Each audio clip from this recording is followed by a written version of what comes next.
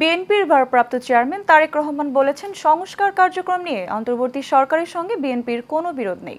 গণতান্ত্রিক যাত্রা বাধাগ্রস্ত করতে ফ্যাসিবাদী স্বৈরাচার ও তাদের দোসররা নানা চক্রান্ত করছে বলেও মন্তব্য করেন তিনি। সোমবার জাতীয় প্রেসক্লাবে ঢাকা সাংবাদিক ইউনিয়নের একাংশের বার্ষিক সাধারণ সভায় ভার্চুয়ালি যুক্ত হয়ে তিনি এসব কথা বলেন। বিস্তারিত মণ্ডল নামের রিপোর্টে।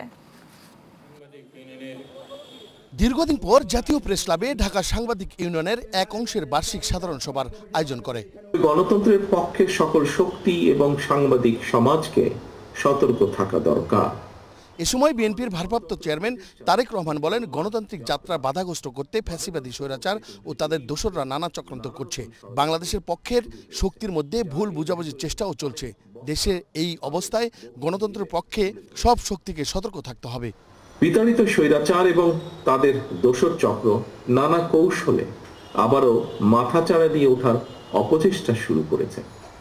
অপশক্তি দেশের ভেতরে এবং বাইরে থেকে বাংলাদেশের পক্ষের শক্তির মধ্যে ভুল বোঝাবুঝি সৃষ্টির পায়তারায় লিপ্ত হয়েছেন। তবে সবাই যদি আমরা সতর্ক থাকি, বাংলাদেশের পক্ষের শক্তির মধ্যে ভুল বোঝাবুঝির অবকাশ থাকবে না বলে আমি দৃঢ়ভাবে বিশ্বাস করি। তিনি আরো বলেন, আওয়ামী লীগ ও স্বাধীনতা একসাথে যায় না, কেননা আওয়ামী লীগ গণতন্ত্র হত্যাকারী। গণতন্ত্র বিএনপির কাছেই একমাত্র নিরাপদ। আওয়ামী লীগ আর গণতন্ত্র একে অপরের শত্রু। অপরদিকে বিএনপির কাছে গণতন্ত্র, বাক, ব্যক্তি আর স্বাধীনতা, সংবাদপত্রের স্বাধীনতা নিরাপদ। সাংবাদিকতা দলাদলিতে পরিণত করলে কি পরিণত হতে পারে তা ১.৫ দশকে মানুষ টের পেয়েছে বলেও মন্তব্য করেন তারেক রহমান।